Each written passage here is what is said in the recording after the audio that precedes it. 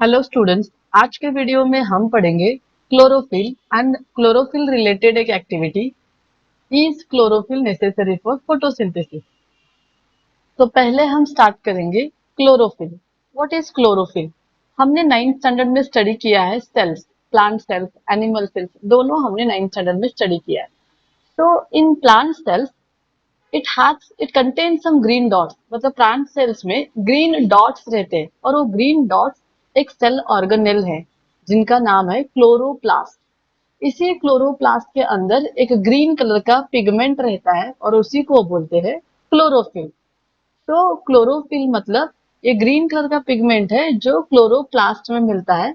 और क्लोरोप्लास्ट क्या है? ये एक सेल ऑर्गेनेल है जो डॉट के फॉर्म में प्लांट सेल में हमें दिखता है। इसी को हम और थोड़ा डिटेल में स्टडी करेंगे with the help of cross section of leaf. Now consider this leaf.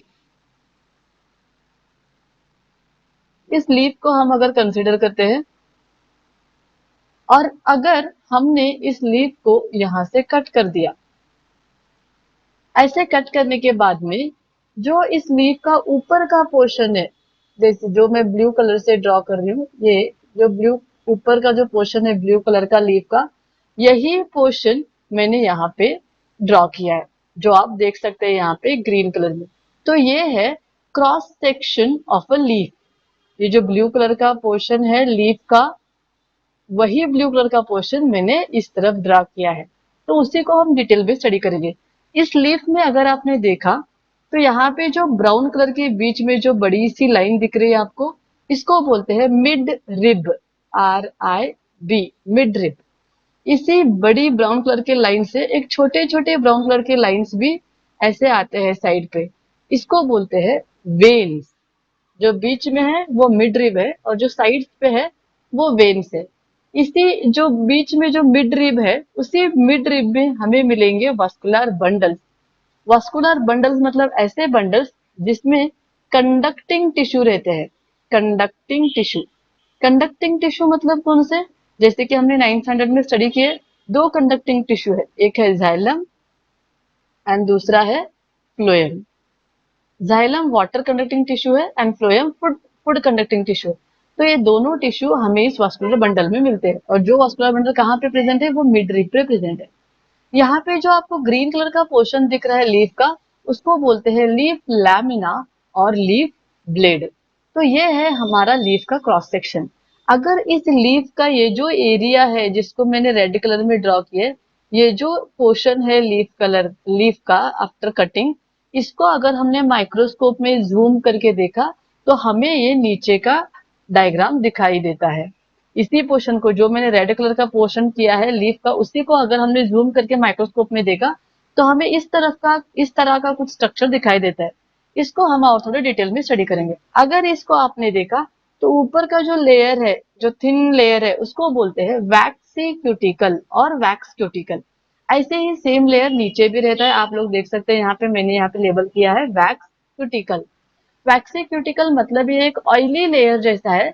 यहाँ पे क्या होता है, अगर आप लीफ के ऊपर पानी डालते हैं तो आपने देखा होगा वो पानी लीफ एब्जॉर्ब नहीं करता, क्योंकि उसके ऊपर वैक्सी लेयर रहता है या फिर वैक्स का लेयर रहता है। जैसे कि फॉर एग्जाम्पल, अगर हाथ के ऊपर ऑयल लगाया जाए और उसके ऊपर पानी डाल दे तो वो पानी एक जगह पे नहीं ठहरता, वो जल्दी से नीचे गिर जाता है क्योंकि वो ऑयली लेयर रहता है। वैसे ही लीफ को वैक्सी लेयर तैयार होता रहता है, अपर और लोअर वैक्सी लेयर जैसे। नेक्स्ट, उसके बाद में ये वैक्सी लेयर की जो नीचे का जो लेयर है, आप यहाँ पे रेक्टेंगुलर सेल्स देख सकते हैं, उसको बोलते हैं अपर इपीडर्मिस। अपर मतलब ऊपर का, इपी मतलब आउटसाइड एंड डर्मिस मतलब स्किन, मतलब ऊपर का आउटर स्किन। ऐसे अपर इपीडर्मिस। और वैसे ही हमें नीचे भी आप रेक्टेंगुलर सेल्स दिखोगे, उनको बोलते हैं लोअर इपीडर्मिस, मतलब लोअर की outer skin, that is lower epidermis. और इन दोनों के बीच में यहाँ पे जो आपको सेल्स दिख रहे हैं, वर्टिकल रेक्टेंगुलर सेल्स है और ओवल राउंड शेप के सेल्स है। तो ये सभी जो सेल्स है, इनके बीच में आपको मिलेगा एयर स्पेस। और ये जो रेक्टेंगुलर शेप के सेल्स है, उनमें जो आप डॉट्स, सिंपल सिंपल डॉट्स जो देख रहे हैं, इन डॉट्स को बोलते हैं क्लोरोप्लास्ट। जैसे कि हमने डेफिनेशन में देखा था, dots, green dots are present in the cells. तो यही है वो ग्रीन डॉट्स, उनको बोलते हैं क्लोरोप्लास्ट। ये एक सेल ऑर्गेनेल है और इसी ग्रीन डॉट्स के अंदर हमें मिलेगा क्लोरोफिल। नेक्स्ट जो है, अगर आपने लोअर एपिडर्मिस में देखा तो यहाँ पे ट्रायंगुलर शेप में दो सेल्स है और उनके बीच में एक एम्प्टी स्पेस है। तो ये जो सेल्स है इनको बोलते हैं गार्ड सेल्स, और यहाँ पे जो एम्प्टी स्पेस है उसको बोलते हैं स्टोमेटल पोर। Stomatal pore. तो ये स्टोमेटल पोर जो है वो एक्सचेंज ऑफ गैसेस के लिए यूज होता है। इसको हम डिटेल में हमारे नेक्स्ट वीडियोस में पढ़ने वाले हैं। तो ये स्टोमेटल पोर जो है उसको क्लोज एंड ओपन करने का काम ये गार्ड सेल करते हैं। तो ये है हमारा cross section of a leaf. तो यहाँ पे जो मैंने आपको ग्रीन डॉट्स बोले क्लोरोप्लास्ट, ऐसे ग्रीन डॉट्स हर तरफ रहते हैं, पूरे लीफ में ये आपको ग्रीन डॉट्स दिखेंगे।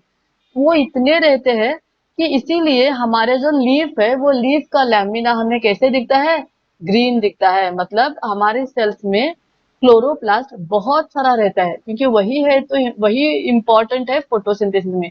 वही पिगमेंट है जो फोटोसिंथेसिस का काम करता है, मतलब प्रिपरेशन ऑफ फूड का काम करता है। तो ये क्लोरोफिल इम्पोर्टेंट इतना है क्या फोटोसिंथेसिस को, अगर क्लोरोफिल नहीं है तो प्लांट फोटोसिंथेसिस नहीं करेगा क्या। तो इसके बेसिस पे एक एक्टिविटी है, उस एक्टिविटी को हम नेक्स्ट पेज पे पढ़ेंगे। तो अभी हम पढ़ेंगे activity that is chlorophyll necessary for photosynthesis. मतलब फोटोसिंथेसिस के लिए क्लोरोफिल इंपॉर्टेंट है क्या, ये हम आज एक्टिविटी के थ्रू पढ़ेंगे। तो इसके लिए हमें थोड़े स्टेप्स देखना है। तो पहला स्टेप है, take a potted plant with variegated leaves, for example money plant और क्रोटॉन। हम एक पॉटेड प्लांट लेते हैं, पॉटेड प्लांट जो जिसके लीव जो है वो वेरीगेटेड है। वेरीगेटेड मतलब आप लोग यहाँ पे जो ए डायग्राम है लीफ का वो देख सकते हैं। मतलब क्लोरोफिल हर तरफ यूनिफॉर्म मतलब इक्वल नहीं रहता, पूरा लीफ ग्रीन नहीं रहता, बीच बीच में ग्रीन डॉट्स रहते हैं और बीच बीच में without chlorophyll without green colour भी रहते हैं, उनको बोलते हैं वेरीगेटेड लीफ। ये वेरीगेटेड लीव्स मनी प्लांट को भी रहते हैं, क्रोटॉन प्लांट को भी रहते हैं। आप कौन सा भी एक पॉटेड प्लांट यूज कर सकते हैं। पॉटेड प्लांट लेने के बाद में keep the plant in a dark room for 3 days so that all the starch gets used up। अभी हम उस पॉटेड प्लांट को 3 दिनों के लिए एक डार्क रूम में रखेंगे, जहां पे लाइट नहीं है, मतलब वो फोटोसिंथेसिस नहीं कर सकता। तो वो प्लांट जिंदा कैसे रहेगा, जो भी इतने दिनों तक उसने स्टार्च स्टोर करके रखा है वो स्टार्च वो यूज करेगा और खुद जिंदा रहेगा। मतलब लीफ में जो भी स्टार्च है वो पूरा वहां पे यूज हो जाएगा। After 3 days, now second step, now keep the plant in sunlight. तो अभी उस प्लांट को बाहर लेके आके सनलाइट में रखना है फॉर 6 आवर्स। तो अभी क्या हो जाएगा, प्लांट में तो क्लोरोफिल है क्योंकि ग्रीन है एंड सनलाइट भी है, तो ये प्लांट क्या करेगा, फोटोसिंथेसिस करेगा और स्टार्च तैयार करेगा। तो प्लांट में 6 आवर्स के लिए फोटोसिंथेसिस हो जाएगा। उसके बाद में pluck a leaf from the plant, उस प्लांट का एक लीफ आपको लेना है। Then mark the green areas in it and trace them on the sheet of paper। अभी आपको उस लीफ को एक पेपर के ऊपर रखना है और उस पेपर के ऊपर वो लीफ को रख के उसका एक डायग्राम निकालना है, एग्जैक्ट डायग्राम निकालना है। और जहां जहां पे ग्रीन है डॉट्स है क्लोरोफिल है उसको आपको मार्क करना है ऐसे। तो इमेजिन करो जो मैंने यहाँ पे डॉट्स मार्क किए हैं वहां पे ग्रीन कलर है, क्लोरोफिल है, और जहां पे मैंने मार्क नहीं किया है वहां पे क्लोरोफिल नहीं है। तो मैंने ऐसे एक पेपर के ऊपर उस लीफ का मार्किंग करके रेडी रखा है। Now third step, dip the leaf in a boiling water. तो हमें पहला स्टेप को स्टार्ट करना है। अभी पहला स्टेप है, हमें उस लीफ को बॉइलिंग वाटर में रखना है। तो ये क्या है, ये है हमारा बॉइलिंग वाटर। बॉइलिंग वाटर, और मैंने इस लीफ को यहाँ पे रख दिया। This is the leaf. तो जैसे ही हम इसमें हमारा लीफ रखते हैं और वाटर को बॉईल करते हैं तो क्या होता है, जो भी सेल्स है वो सभी सेल मर जाते हैं। ऑल सेल्स विल डाई, सभी सेल्स मर जाते हैं। तो अभी क्या करना है, after this immerse it in a beaker containing alcohol. Carefully place the beaker above the water bath and heat till the alcohol begins to boil. अभी इस लीफ को आपको निकाल के लेना है एक बीकर में, और इस बीकर में रखना है अल्कोहल। तो ये अल्कोहल है और अल्कोहल में हमने इस लीफ को रख दिया है। तो ये है हमारा लीफ और ये है हमारा अल्कोहल। और इस बीकर को जिसमें अल्कोहल है और लीफ है उसको हम रखेंगे वाटर बाथ में। तो ये है वाटर बाथ। तो मैं यहाँ पे आपको लेबलिंग करके दिखाती हूँ जैसे कि आपको कंफ्यूज ना हो जाए। तो ये है वाटर बाथ और इस बीकर में हमने लिया है अल्कोहल एंड लीफ। अभी जब हम हीट करते हैं तो क्या हो जाएगा, वाटर स्टार्ट बॉइलिंग और इस वाटर के हीट से अल्कोहल भी बॉईल होने के लिए स्टार्ट हो जाएगा और जैसे ही अल्कोहल बॉईल होता है तो क्या हो जाएगा, इसमें जो भी क्लोरोफिल है वो सब क्लोरोफिल यहाँ से निकल जाएगा। क्लोरोफिल को हम सभी वॉश कर देंगे। ऑलरेडी सेल्स को हमने सभी सेल्स को मार दिया है क्योंकि हमने उसको वाटर में बॉईल किया है। अभी उसी लीफ में अगर कुछ क्लोरोफिल है तो वो क्लोरोफिल भी हमने सभी कुछ निकाल दिया है अल्कोहल में रख के। तो यहाँ पे हमने इसको अल्कोहल बॉईल होने तक रख दिया। अभी क्या करेंगे, now dip the leaf in a dilute solution of iodine for few minutes. अभी हम नेक्स्ट हमारे बीकर में लेंगे आयोडीन सॉल्यूशन। तो ये है आयोडीन सॉल्यूशन और ये जो आयोडीन सॉल्यूशन है वो डाइल्यूट है। डाइल्यूट मतलब क्या है, पानी ज्यादा है, सॉल्वेंट ज्यादा है और आयोडीन बहुत कम है। तो डाइल्यूट आयोडीन सॉल्यूशन में हमने उस लीफ को यहाँ पे रख दिया।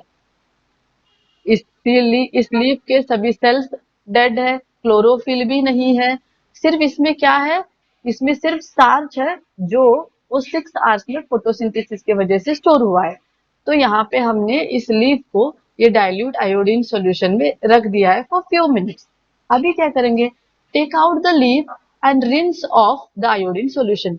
अभी इसमें से हम इस लीफ को निकालेंगे बाहर और इसको क्लीन करेंगे वाटर से to remove all the iodine solution. इसमें जो भी आयोडीन सोल्यूशन वगैरह लगा है उसको हमने यहाँ से निकाल दिया by rinsing with the water. तो सब निकालने के बाद में now you have to observe the leaf. अगर आप अभी लीफ को देखेंगे तो आपको क्या दिखाई देगा, it will be seen that only green parts of the leaf turns blue black.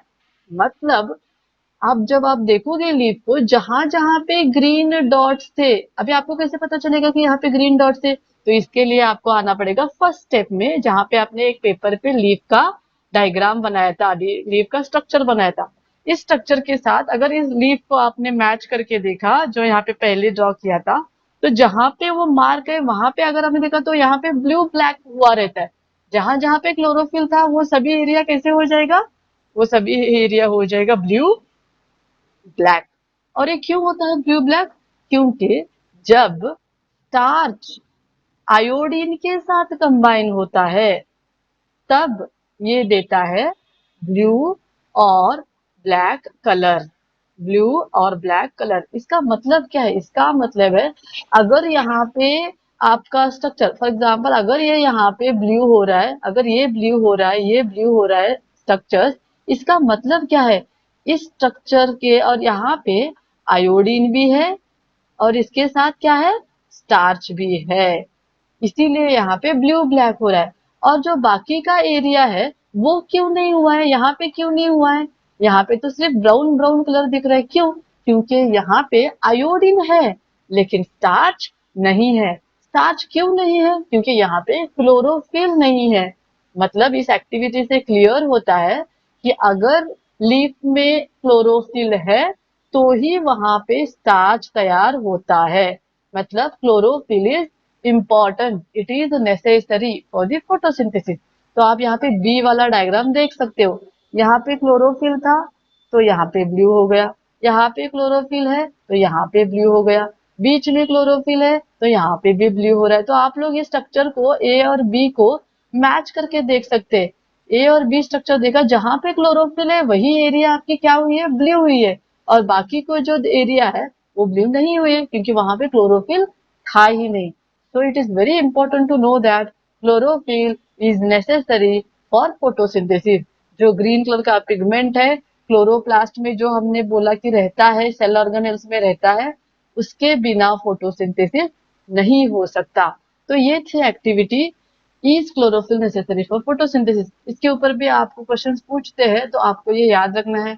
Diagram आपको नहीं पूछेंगे बट क्वेश्चंस पूछ सकते हैं आयोडीन और स्टार्च के रिलेटेड। तो आपको याद रखना है आयोडीन और स्टार्च अगर कंबाइन होता है तो ही ब्लू ब्लैक कलर आता है। सिर्फ आयोडीन है तो वहां पे ब्राउन कलर दिखता है, ये आपको याद रखना है। तो ये था हमारा आज का क्लास। नेक्स्ट टॉपिक हम देखेंगे नेक्स्ट वीडियो में। Thank you so much. इस वीडियो को लाइक शेयर एंड हमारे चैनल को सब्सक्राइब कर दीजिएगा। Thank you.